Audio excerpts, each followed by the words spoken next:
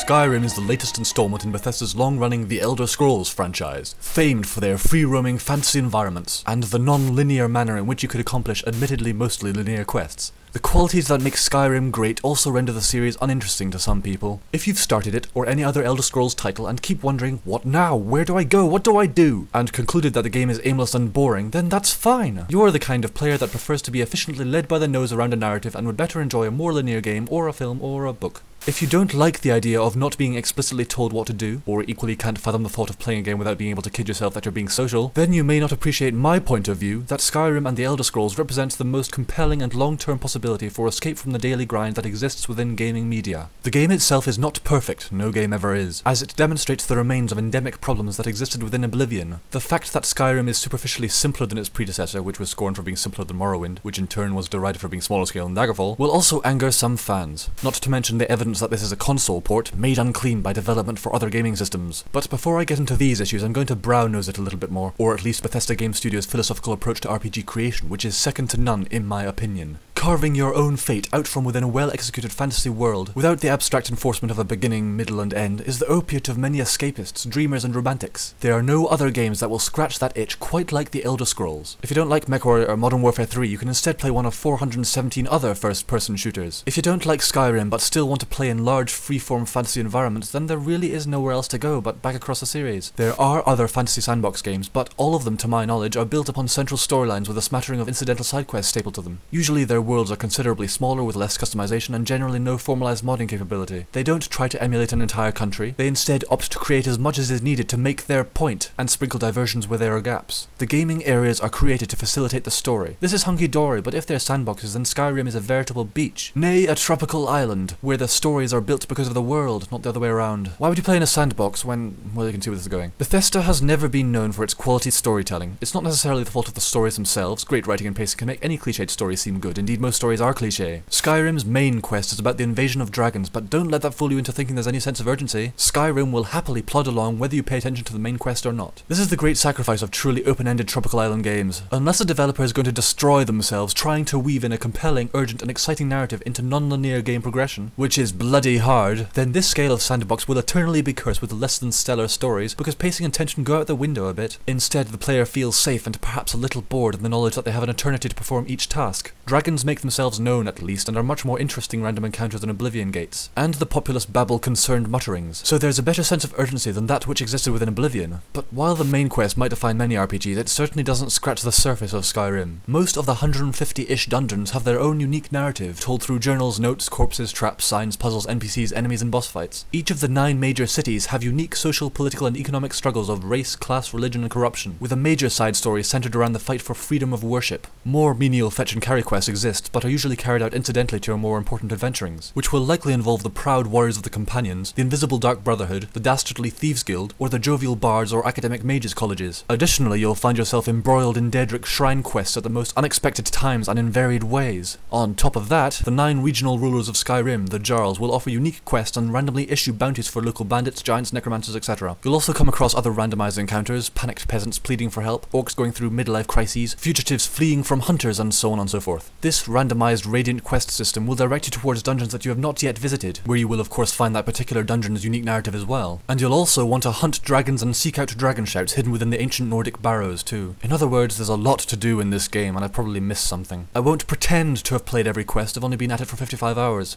Although most quests are linear in themselves, they feel of better quality and are more varied than Oblivion's quests. I'm not sure if this is because of superior writing or because every other facet of Skyrim is better than Oblivion. Graphically, Skyrim demonstrates decent improvement over Fallout 3 and certainly Oblivion. Perhaps a little less improvement than you'd expect after 5 years, although 5 years ago Oblivion crippled the best gaming rigs, so I'm happy that my low to mid-range 5770 flies through Skyrim at respectable settings. You can still sense Oblivion's and Fallout 3's game brio engine buried beneath its rigorous reconstruction by Bethesda, called the Creation Engine, but it's prettier and much more thoroughly optimized. The game can now comfortably render 15 or more NPCs at a time, which still isn't enough, but better. Loading times are fast, there's no waiting to load exterior cells while you're traversing the landscape, and Bethesda has finally applied exterior shadows, twitchy though they may be, shifting every few seconds rather than at a constant rate. On the whole, the physics are better too. Remember in Oblivion when trying to run down a slope only to find that gravity wouldn't keep you fixed to the ground, and you'd inadvertently die after a long fall? Or when you moved one object from within a tight group of objects and they'd explode?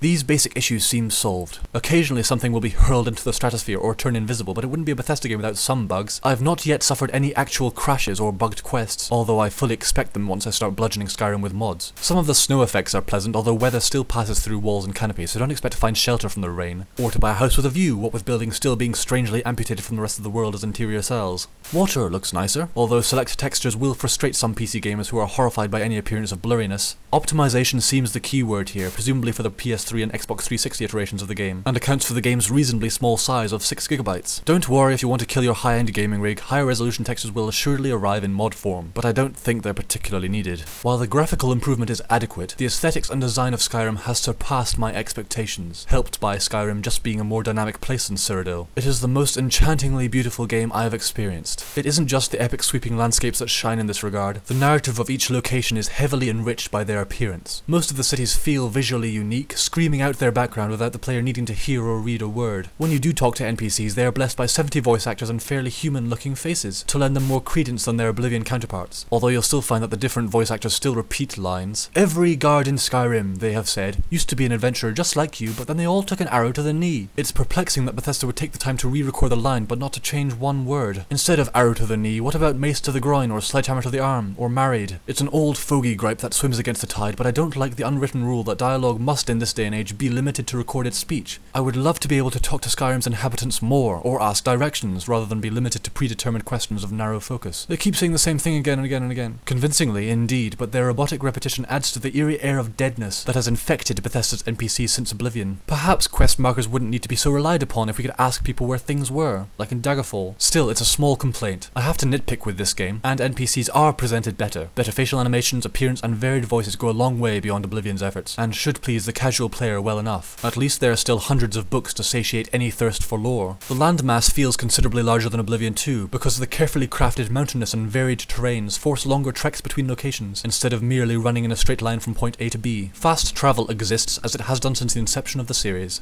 None of the exploration is mired in Oblivion's dubious level scaling system, in which your character would advance at the same rate as everything else in the world, rendering the differential of power zero and therefore negating any sense of progression. Instead, enemy levels are generally set in stone and adventuring is challenging again, and empowering when you thrash foes that used to give you a hard time. Jeremy Soule has written another captivating and atmospheric soundtrack, and the application of music has improved. Taverns and small villages now have unique tunes, while combat music now only triggers during a threatening battle, rather than if a rat is meandering 20 meters away, functioning as an annoying enemy alarm. Combat begins somewhat clumsily, but picks up in pace and ferocity as your skills improve and your abilities on third-person kills become more dramatic. As with Fallout 3, I imagine that the constant slow-motion bits would be more intrusive than they are. Dragons are well done, and are thrilling encounters the first few times, although when they fall to the ground half dead, a bumpy or steep surface will interrupt the sliding animation in an ugly manner. Skyrim has trimmed a lot of abstract fat around Oblivion's character data, perhaps worried about scaring console gamers away with too many numbers, but I don't buy that. The result is more streamlined than it is dumbed down, and hasn't perturbed me as I felt sure it would, and as Oblivion did. The long-running classic attributes, strength, wisdom, etc., have been cut.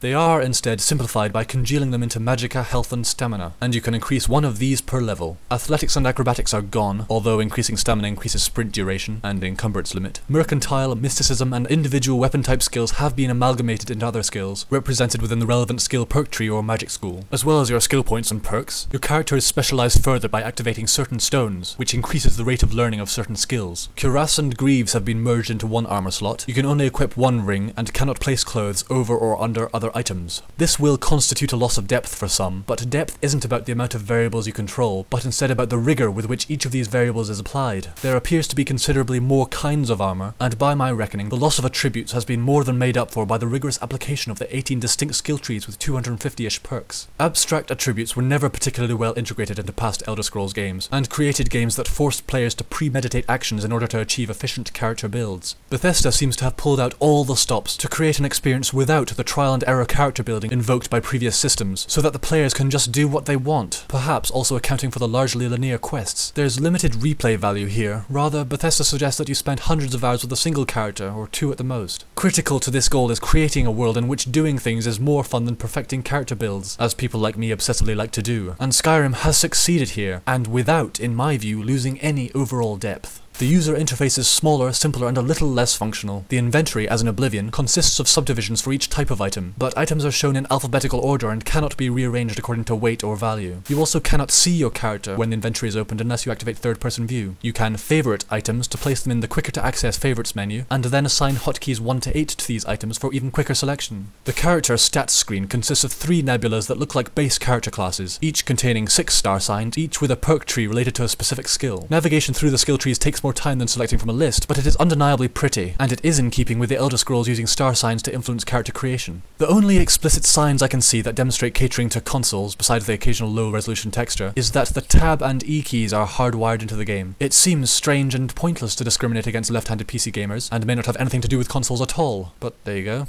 After an initial period of adjustment, I actually like the sleek UI, and it is now second nature. Non-player character artificial intelligence is on a similar level to Oblivion, although animations have improved somewhat and pathfinding is better. They still can't jump though, mounted combat is not available again, and horse riding annoyingly inflicts third-person perspective. Mods will counter this, but for now, because you can't give your travelling companion a horse, I find myself travelling by foot most of the time anyway, so as not to leave her behind. The 3D map seems a bit of a gimmick. It is attractive enough. Surely a classic drawn map would be more immersive than the massive navigational out-of-body experience that checking this Google Tamriel must be. I do not believe Skyrim has been dumbed down, or been deprived in any substantial way by its development for consoles. In fact, had Bethesda Game Studios not been held back by consoles, and instead been pushed to spend more time developing next-gen technology for this game, then it's unlikely they would have had the time to make the end result as deep or as demonstrative of their mastery of the technology as Bethesda has shown with Skyrim, having been developing games with similar technology for over a decade. And if quadrupling its sales figures provides funding for an even better Chapter 6, which it will, then excellent. While it hasn't exceeded my wildest hopes, which were pretty silly, it has exceeded my expectations. Immersive, compelling, stunning, stable, fun. Even the loading screens are good. I'm going to be lost in Skyrim for some considerable time, and I'm not easy to please.